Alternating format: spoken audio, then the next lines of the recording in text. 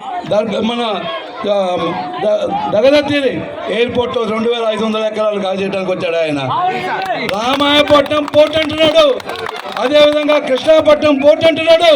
ఈ పోర్టును ఉపయోగించుకొని ఆయన దేనికి వచ్చాడంటే డ్రగ్స్ మాఫియా, డ్రగ్స్ తీసుకొచ్చి మన నెల్లూరు జిల్లా ప్రజలని నాశనం చేయడానికి వచ్చేటువంటి ఆ వ్యక్తిని తరిమి కొట్టాల్సినటువంటి అవసరం ఎంతనే ఉందని చెప్పి తెలియజేస్తున్నా.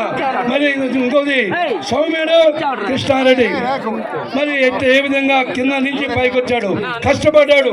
మరి అలాంటి వ్యక్తి ఈరోజు అవసరమా?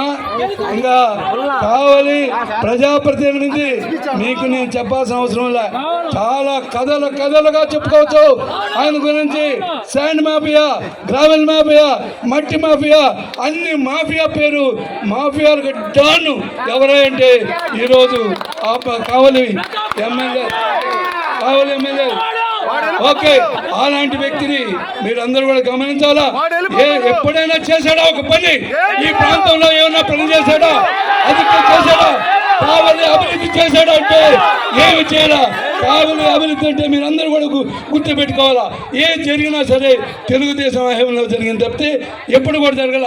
ఈరోజు రామాయపట్నం పోర్ట్ కావచ్చు, అదేవిధంగా ఈ ఫిషింగ్ హార్బర్ కావచ్చు, ఇవన్నీ కూడా తెలుగుదేశం గవర్నమెంట్లో చంద్రబాబు నాయుడు గారి యొక్క నాయకత్వంలో వచ్చింది తప్పితే వీళ్ళు ఏమి తేలేదని చెప్పి మీకు మనం వచ్చేస్తున్నాం.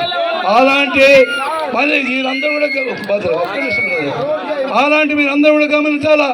మరి ఈరోజు ఒక్క విషయం మీరు అందరూ కూడా గుర్తుపెట్టుకోవాలా. ఆ వ్యక్తి ఇప్పుడు దాకా కావాలని మీ దరిదాపు దాకా వచ్చాడు. 14 చెరువులు మూసేశాడు, కాలువలు గుంటలు అన్ని మూసేసి తుమ్మలపేట వరకు వచ్చాడు. ఈసారి గెలిచాడంటే సముద్రాన్ని కూడా 1 కిలోమీటరు నెట్టుకొని పోతాడు. మీరందరూ జాగ్రత్తగా ఉండండి. వచ్చేసారి ఇప్పుడు మరి వాళ్ళ బాస్ అయితే చెత్త పన్ను వేశాడు. మీకు మరి గుర్తుపెట్టుకోండి, ప్రతి బోటుకు కూడా ఈసారి ఎమ్మెల్యే ట్యాక్స్ వేస్తాడు. మీకు ఎన్ని బోట్లు ఉన్నాయో అన్ని బోట్లు కూడా పని చేసినా చేయకపోయినా బోట్లు కూడా మీరు ట్యాక్స్ అయిపోతున్నటువంటి అతన్ని చిత్తుగా పడించాలి.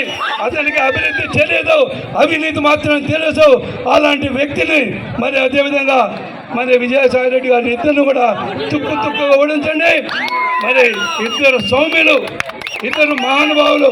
మరి వేమిరెడ్డి ప్రభాకర్ రెడ్డి గారు లాంటి వ్యక్తిని మనం మామూలుగా గెలిపించడం కాదు, 2 లక్షల ఓట్లతో మనం గెలిపించాల్సిన అవసరం ఉందని చెప్పి నేను తెలియజేస్తున్నాను. అదేవిధంగా కృష్ణారెడ్డిని కూడా మంచి మెజార్టీతో దాదాపు 30-40